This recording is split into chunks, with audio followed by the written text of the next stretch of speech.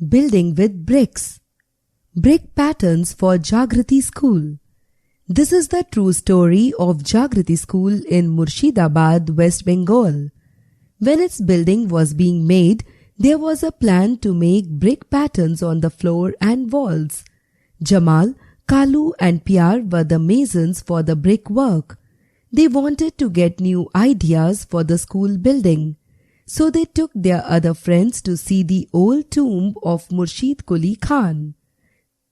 This building has a big floor with about 2,000 beautiful brick patterns. These were made by masons long back, about 300 years ago.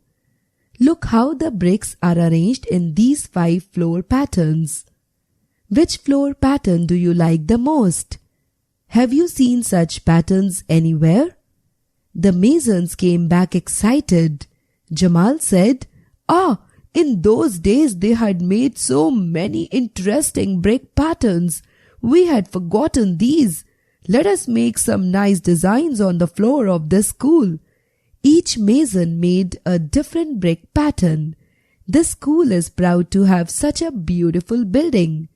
Children play and sing on it and also make new patterns themselves.